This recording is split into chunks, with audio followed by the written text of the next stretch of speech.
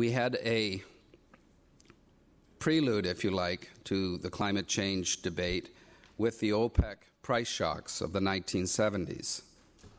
That was the first real shock, if you like, to the system, the first real warning bell that maybe there was a fundamentally unsustainable aspect to the prevailing development paradigm. It was just a dissenting opinion at the time. Our response to the OPEC price shocks was pretty much took place within the context of the prevailing paradigm.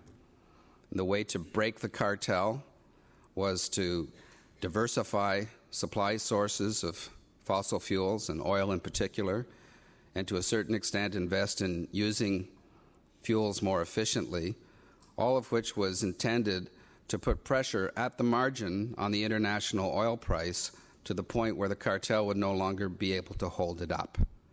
And it worked. By 1985, the international oil cartel was no longer able to hold the oil price up, at least as high as they had been. And many felt that it was the direct result of the policies that were implemented by the OECD nations in particular to improve efficiency and diversify supply. Interestingly, and this is one of the silver linings that I see in the climate change cloud right now, is if you do the deconstructive analysis of what actually happened between 1973 and 1985 that caused the demand for fuels and electricity, and especially for oil, to moderate relative to economic output. It was two-thirds due to structural changes in the Western economies that were already underway by 1970 and that would have proceeded anyway, regardless of the price shocks and all of the associated policy responses. So there was the beginning of a trend which continues to this day, and it's quite dramatic, even though it's underappreciated. There was the beginning of a trend throughout the Western nations towards dramatic improvements, typically 40% in most of the OECD nations, 40% reductions, if you like, in the amount of fuel and electricity that's associated with $1 of gross domestic output compared with, say, 30 years ago, 35 years ago. That productivity improvement has contributed more to the energy security of the OECD nations than has all of the new oil, gas, coal, nuclear, biomass, solar, wind added together over that same period. And the reason I dwell on this a little bit is that I think in looking forward to what the solutions for sustainability might be and climate change might be and where the business opportunities may lie, it's important to look beyond simply the fuel and electricity commodity marketplace to the wider web of value creation that goes around and surrounds the demand for fuels and electricity, and in which the substitution of information, intelligence, and technology and efficiency for commodity demand is already making a very large contribution, even without explicit help from policies and business strategies. After 1985, things cooled off a bit. The oil price was behaving itself. Happy days were here again. Big cars were back. And then along came climate change. And when you look at the climate change threat, it's mainly about fossil fuel production and consumption. I know there are other important terms, and they are relatively more important in poor countries than they are in rich countries. But everywhere, fossil fuel production and consumption defines the climate change issue in the sense that you can't address the problem in the long term without tackling the fossil fuel development paradigm at the heart of global economic development thinking. But that's not what happened in response to the threat of climate change. When we looked at it and saw, oh, this is an energy problem, we thought, oh, well, we have to use energy more efficiently and we have to reduce the carbon of energy sources. We know how to do that. We did that in the 1980s. And so we brought to bear the same remedial framework that was applied to the OPEC price shocks to tackle what is a much more transformational and challenging problem presented by climate change and all the other host of global ecological instabilities that are wrapped up in that package, which probably require, and which definitely, I should say, require more of a rethink than a remedial or an approach or adjustment to the system. But when government went to industry, went to the private sector, if we want to call it that, in the early days of climate change policy entering the public stage in the late 1980s, who showed up when government said, we think we may have a problem with climate change, we need to talk? The electric utilities, the primary producers, the oil and gas producers, to a certain extent steel and industrial chemicals and those guys, companies for whom fuel and electricity prices are very often 20% of value added and even higher. But even more importantly, companies for whom telling them how to use energy is telling them how to do what they do in a way that's not true for the rest of business, that's not true for most of us in this room. But for that group, they cared because of the cost factor, so they showed up, and their position was, just give us a price signal, and we will take it from there. At least that was the position of the ones who didn't simply outright deny that there was a problem to be dealt with. And so right from the earliest days, I would argue, and this is a theory I'm putting out there for your consideration, right from the earliest days of forming our public policy response to climate change, the idea that we could somehow take a market-oriented approach to what is essentially a transformational challenge to the human species was placed front and center of the way that we thought about how we would respond. And so we had the carbon tax, and we had cap and trade, and these other sort of market or quasi-market mechanisms being put forward as the centerpieces of the human response to a problem which will never be adequately dealt with unless and until it is met head-on as the fundamental challenge that it really represents to the prevailing development paradigm. You can get 25 or 30 or 35% reduction in greenhouse gases through cost-effective investments in efficiency and renewables, maybe even 40 or 50%, but you will not get 80%.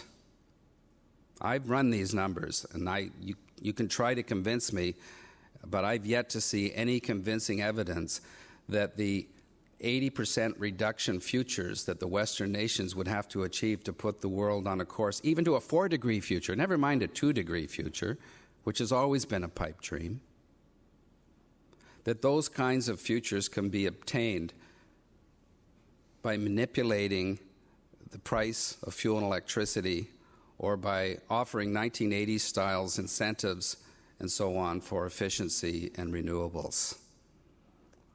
It will work for that initial group of industries that got involved and stayed involved, for whom fuel and electricity prices are a significant contribution to value added, but for everybody else, for all the secondary manufacturing industries for which fuel and electricity is 2% of value added, for all of the tertiary sector companies, the buildings of lawyers, the cities full of office buildings like Washington where fuel and electricity costs can represent even smaller fractions of value added. It stretches credulity to think that by manipulating the commodity prices, either through rationing, which is what cap and trade is, or carbon taxing, we can evoke the type of response on the timescale that's needed to mount an effective response to climate change. We have to rethink our approach to this problem. I'm not standing up here today with the Holy Grail, but I'm pretty sure that we need to consider whether the framework that we're bringing not just to climate change, but to economic development in general, hasn't been presented by climate change itself, but also by the more broader challenge of achieving sustainability, which is really the big challenge of the 21st century. Whether or not we have really taken the approach that is going to get us there. I've taken up my time. I have avoided being very specific about some of the issues that that you will hear more about in the speakers that follow me. The private sector, I don't know really what that means. It's always struck me as a rather abstract concept. But if you want to talk about the profit motive, I understand how that works, because I've had to try and I've been working in publicly traded companies for the past 6 years. And it's pretty simple. For companies who, for profit-oriented companies to respond to this issue, they need to have consistency in the rules. They need to have certainty. They need to have fairness. They need to have assurances that the rules won't keep changing on them. And that's why you will see in those countries, and this is something that Bob Watson and I were just speaking about before we convened this morning, in those countries like Germany, for example, and I think to a certain extent the UK, where there has been a consistent and constant government policy presence on this issue over a period of years, including over changes in administration, you will see that the business sector in those countries is much further advanced than is the case in countries like mine, Canada, or the United States, where there has been flip-flopping, or Australia, where there has been flip-flopping back and forth on the issue as political will has ebbed and flowed. And so private companies, even when they want to, simply generally don't have the freedom or the luxury of doing things which will put them in an uncompetitive position relative, obviously, to other members of their industry. And so they need those rules. And particularly with respect to mitigation, which will always be policy-driven, those rules have to be clear and transparent and constant. And I think the same is also going to prove true for adaptation, that firms are going to need very simple, clear guidelines that they need to follow in developing their infrastructure proposals and investments. And that's going to be the most, maybe not the very best way to do it, but probably the quickest and most effective way to get adaptation practices on the ground, is to make it as simple as possible for the companies that are developing these investments. I